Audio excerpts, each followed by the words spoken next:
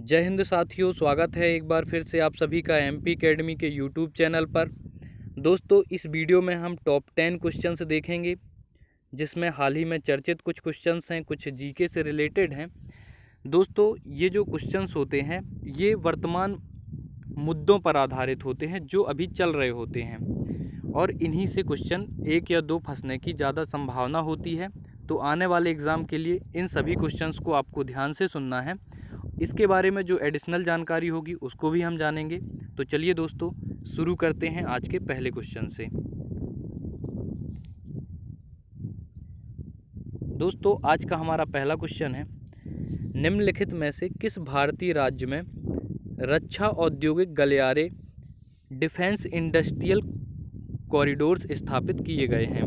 तो दोस्तों, इसका ऑप्शन सी सही हो जाएगा। उत्तर प्रदेश और तमिलनाडु, इन दोनों राज्य में रक्षा औद्योगिक गलियारे यानी कि डिफेंस इंडस्ट्रियल कॉरिडोर्स स्थापित किए गए हैं। इसके बारे में जान लेते हैं दोस्तों। भारत में दो रक्षा औद्योगिक गलियारे स्थापित किए जा रहे हैं, एक उत्तर प्रदेश में और दूसरा तमिलनाडु में। इसके अनुसरण में रक्षा मंत्रालय ने उत्तर प्रदेश रक्षा गलियारे में 6 और तमिलनाडु रक्षा गलियारे में 5 नोड्स की पहचान की गई है। तो दोस्तों, बहुत ही ज़्यादा इम्पोर्टेंट है, डिफेंस इंडस्ट्रियल कॉरिडोर्स कहाँ बनाए जा रहे हैं? तो ये बनाए जा रहे हैं उत्तर प्रदेश और तमिलनाडु स्टेट में। बढ़ते हैं दोस्तों नेक्स्ट क्वेश्चन की ओर। नेक्स्ट है हमारा, निम्नलिखित में से किस स्थान पर DRDO यानी कि डिफेंस रिसर्च डेवलपमेंट ऑर्गेनाइजेशन, जो कि 1958 में बना था, इसकी defence bio engineering and electromedical laboratory स्थित है? तो ये है बेंगलुरु में। दोस्तों, बेंगलुरु जिसको सिलिकॉन सिटी कहते हैं, यहाँ पर DRDO की defence bio engineering and electromedical laboratory स्थित है। इसके बारे में एडिशनल जानकारी दोस्तों, DRDO के defence bio engineering and electromedical laboratory Bengaluru ने एक SpO2 ब्लड ऑक्सीजन सैचुरेशन पूरक ऑक्सीजन वितरण प्रणाली विकसित की है।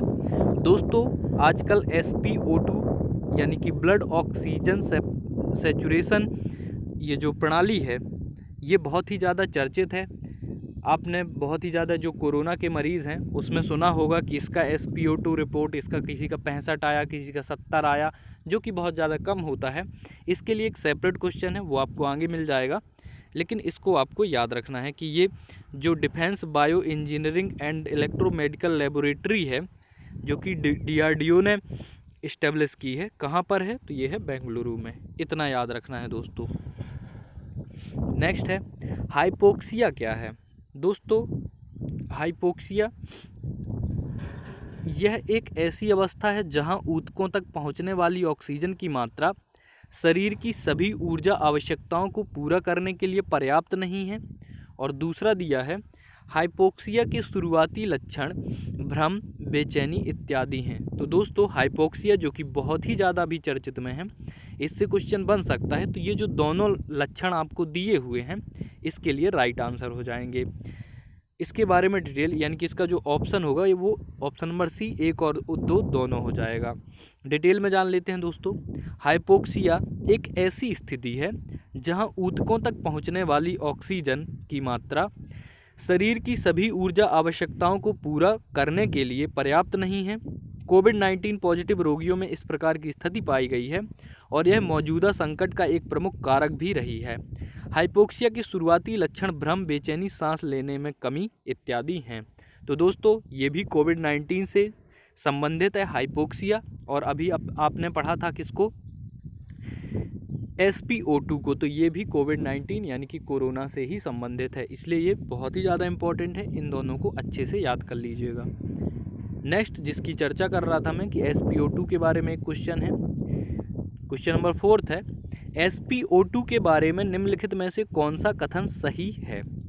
तो इसका राइट आंसर है दोस्तों 1 और 2 दोनों ऑप्शन सही हैं। इसको आपको कम से कम 2 से 3 बार पढ़ना चाहिए। ठीक है, तो जान लेते हैं। यह परिधीय ऑक्सीजन का संतृप्ति यानी कि सैचुरेशन ऑफ पेरिफेरल ऑक्सीजन है, और इसे ऑक्सीजन संतृप्ति के रूप में जाना जाता है। जो SpO2 है दोस्तों, ये ऑक्सीजन सैचुरेशन है, ठीक है। और यह रक्त में ऑक्सीजन ले जाने वाले हीमोग्लोबिन और हीमोग्लोबिन की मात्रा कितनी ऑक्सीजन नहीं ले जा पाती है, इसका माप है। मतलब ब्लड में जो ऑक्सीजन की मात्रा होती है, जो ब्लड सर्कुलेशन के थ्रू बॉडी के सभी पार्ट्स में, सभी सेल्स में ऑक्सीजन पहुंचती है, उसकी मात्रा को बताता है SpO2, जिसमें इसका मान कम होता है। जिस व्यक्ति के हीमोग्लोबिन में इसका SpO2 का मान कम होता है, वो आपको पता है मर जाता है ना। और जिसके में नॉर्मल होता है वो जिंदा रहता है। तो जो ऑक्सीजन लगाने की बहुत ज़्यादा ज़रूरत पड़ रही है, उसके मेन रीज़न क्या हैं? तो ये हैं SpO2 और हाइपोक्सिया, ठीक है। तो इसके लिए राइट आंसर क्या हो जाएगा? 1 और 2 दोनों। इनको अच्छे से आप समझ लेना दोस्तों। इसकी व्याख्या देख लीजिए। Saturation of peripheral oxygen, SpO2 की संतृप्ति रक्त में ऑक्सीजन ले जाने वाले हीमोग्लोबिन की मात्रा का माप है। जिसमें ऑक्सीजन नहीं ले जाने वाले हीमोग्लोबिन की मात्रा होती है, इसे ऑक्सीजन संतृप्ति यानी कि ऑक्सीजन सैचुरेशन के रूप में भी जाना जाता है, ठीक है दोस्तों। आई थिंक अब आपको समझ में आ गया होगा। तो जो SpO2 है, इसके बारे में थोड़ा सा सर्च कीजिएगा कि इसकी मतलब कितने मान, अगर जैसे ब्लड प्रेशर होता है 120 है तो नॉर्मल है, उससे कम है 120 से कम है तो लो ब्लड प्रेशर, ज़्यादा है तो हाई ब्लड प्रेशर। इसी तरह से SpO2 की भी यूनिट दी हुई है, इनके मान हैं, इनको आप देख लीजिएगा कि नॉर्मल कितना है, उससे कम कितना है, ज़्यादा कितना है, नॉर्मल कितनी होनी चाहिए, ये सारी जानकारी, ठीक है दोस्तों। क्योंकि ये मेंस में भी क्वेश्चन बन सकते हैं आने वाले एग्ज़ाम में। नेक्स्ट है हमारा, भारत के पहले भारतीय मुख्य न्यायाधीश कौन थे? तो दोस्तों इसका ऑप्शन नंबर डी है, आप सभी को पता है। जो हीरालाल जे कानिया थे, ये भारत के पहले भारतीय मुख्य न्यायाधीश थे। मैंने आपको स्टार्टिंग में बताया था दोस्तों, इसमें वर्तमान में चर्चित और कुछ बहुत ही मोस्ट इम्पॉर्टेंट क्वेश्चन हमने शामिल किए हैं। इन जो 10 क्वेश्चन का जीके का डोज है, ये आपको रोज़ लेना है, रोज़ आपको पढ़ना है, ताकि आपका जीके स्ट्रॉन्ग हो सके। क्योंकि यहाँ पर हम विभिन्न चैप्टर्स से क्वेश्चन उठा करके लाते हैं, जो आपके लिए बहुत ही मददगार साबित होंगे। तो इसका राइट आंसर हो जाएगा दोस्तों, भारत के पहले भारतीय मुख्य न्यायाधीश कौन थे? तो ये थे ऑप्शन नंबर डी, न्यायमूर्ति हीरालाल जे कानिया। इनके बारे में जान लेते हैं दोस्तों। हीरालाल जे कानिया भारत के पहले भारतीय मुख्य न्यायाधीश थे, लेकिन कुल मिलाकर भारत के पहले मुख्य न्यायाधीश श्री सर मॉरिस ग्वेयर 1 अक्टूबर 1937 यानी कि 1937 से 25 अप्रैल 1943 थे। तो अगर भारतीय लगा है, ये देखिए, इसको अंडरलाइन कर लीजिए। अगर क्वेश्चन में ये पूछा जाता है कि भारत के पहले भारतीय मुख्य न्यायाधीश, तो आपको लगाना है हीरालाल जे कानिया। और अगर पूछा जाता है कि नॉर्मल पूछा जाए कि भारत के पहले मुख्य न्यायाधीश, तो आपको लगाना है श्री सर मॉरिस ग्वेयर, ठीक है। मॉरिस ग्वेयर याद रखना बस, श्री सर तो ठीक है। मॉरिस ग्वेयर भारत के पहले मुख्य न्यायाधीश पूछा जाए तो मॉरिस ग्वेयर, और अगर पूछा जाता है कि भारत के पहले भारतीय मुख्य न्यायाधीश, तो आपको बताना है हीरालाल जे कानिया, ठीक है दोस्तों। नेक्स्ट है छठवां, भारत का संघीय न्यायालय कब अस्तित्व में आया था? फेडरल कोर्ट ऑफ इंडिया कब इस्टेब्लिश हुआ था? तो ये हुआ था 1 अक्टूबर 1937 को।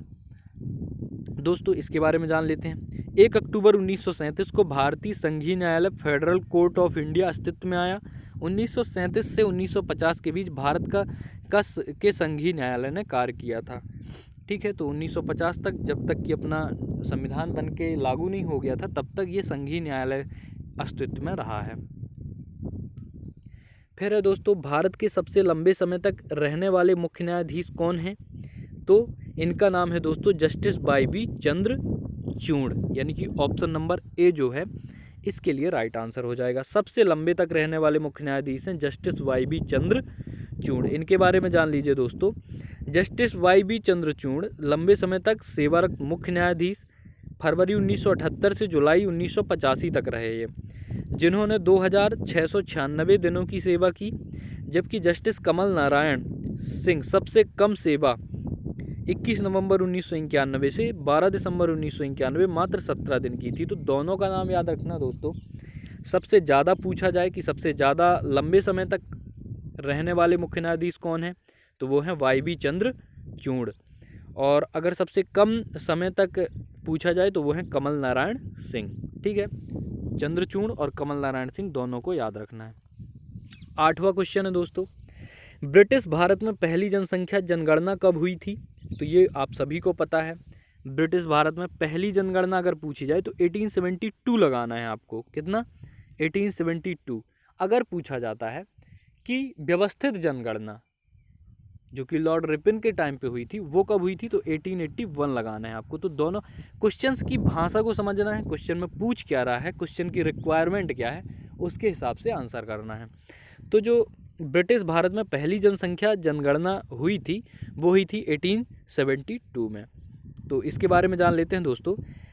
ब्रिटिश भारत में पहली जनसंख्या जनगणना वर्ष 1872 में आयोजित की गई थी। स्वतंत्र भारत की पहली जनगणना 1951 में आयोजित की गई थी और तब से प्रत्येक 10 वर्ष में आयोजित की जाती है दोस्तों। तो आपको 3 याद रखना है, 1872 पहली जनगणना, 1881 व्यवस्थित जनगणना लॉर्ड रिपन के टाइम पे, और 1951 स्वतंत्र भारत की पहली जनगणना और प्रत्येक 10 वर्ष बाद होती है जनगणना। तो अभी 2011 में हुई थी, अब 2021 में होगी। ठीक है, याद रखिएगा। क्वेश्चन नंबर 9 है दोस्तों, इन कथनों में बताना है कि कौन से सही हैं। तो ध्यान से पढ़ना है क्वेश्चंस को।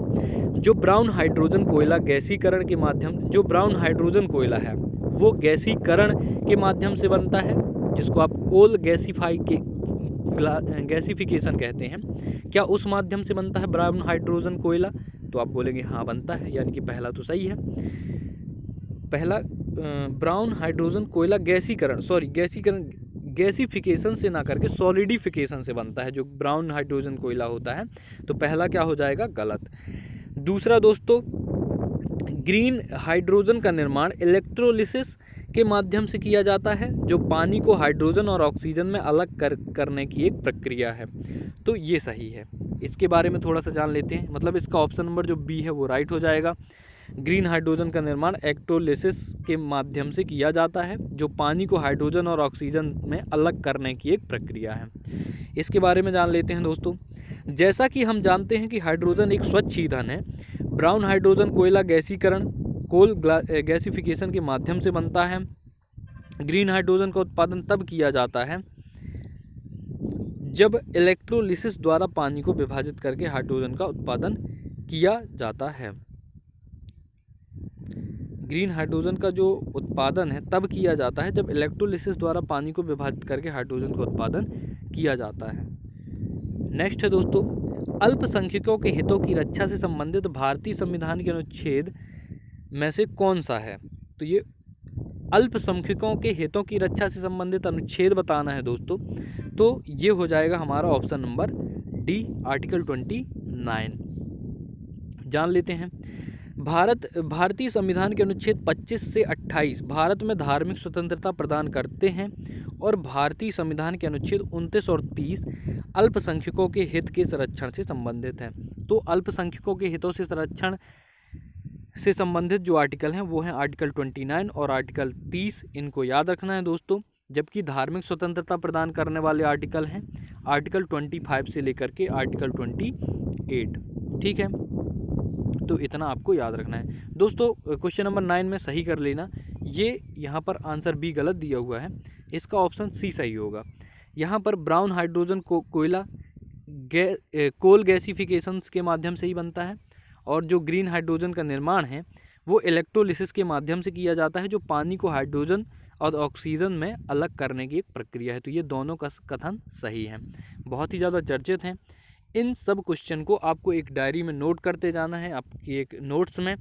इन क्वेश्चन से 100% आपको क्वेश्चन मिल जाएंगे। ठीक है दोस्तों, इसी तरह से मिलते हैं अगले वीडियो में। बने रहिए हमारे पास, चैनल को सब्सक्राइब कीजिए, शेयर कीजिए। और अगर कोई आपको सजेशन है, आप कुछ पढ़ना चाहते हैं कोई दूसरा सब्जेक्ट, तो कमेंट बॉक्स में ज़रूर बताइएगा। मिलते हैं अगले वीडियो के साथ। जय हिंद, जय भारत।